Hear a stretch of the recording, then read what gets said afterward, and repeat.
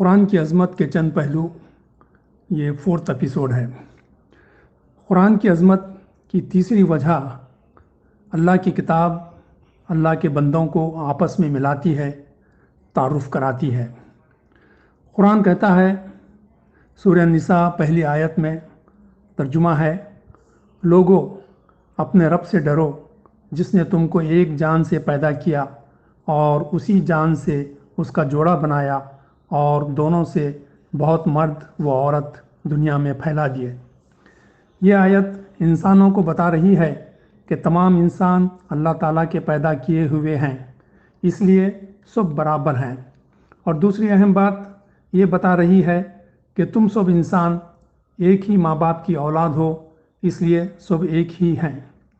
یہ دونوں باتیں ایسی اہم اور حقیقت پر مبنی ہیں کہ یہ چیز انسانوں کے اندر اپنائیت، محبت اور احترام و خلوص پیدا کرتی ہے، باوجود یہ کہ وہ مختلف خاندانوں میں پیدا ہوئے ہیں۔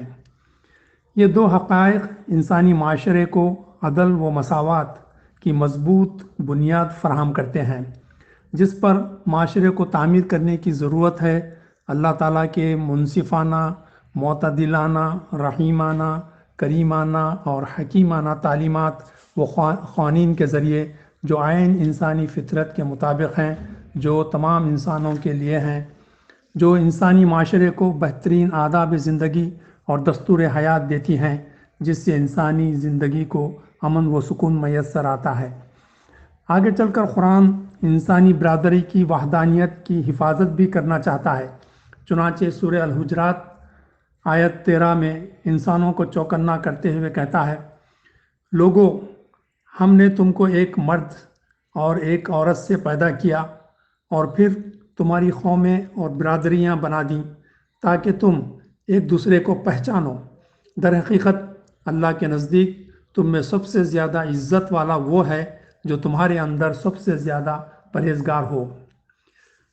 چونکہ انسان ساری دنیا میں پھیلے ہوئے ہیں، مختلف ملکوں میں مختلف کلچر رکھتے ہیں، مختلف زبان بولتے ہیں، مختلف رنگ و نسل رکھتے ہیں، امیر اور غریب ہیں، اس لیے یہ آپسی فرق انسانوں کو بانٹ نہ دے، گروہوں میں اس کی وحدانیت کی حیثیت کو دبا نہ دے۔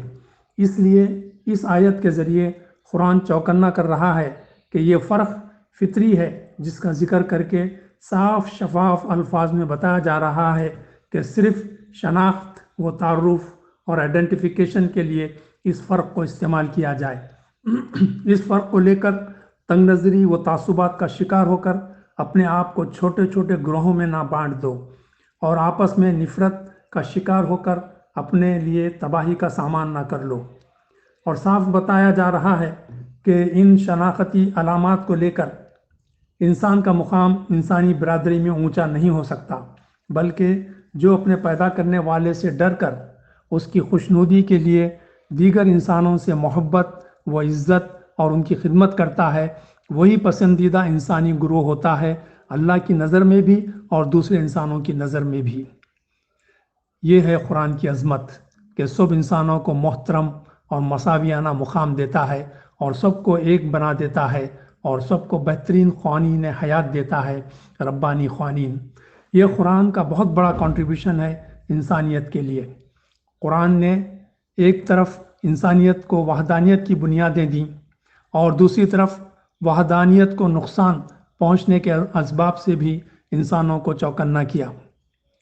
اللہ تعالی ہم سب کو اپنی کتاب ہدایت خوب پڑھنے کی توفیق عطا فرمائے، رمضان کے بعد بھی، آمین یا رب العالمین۔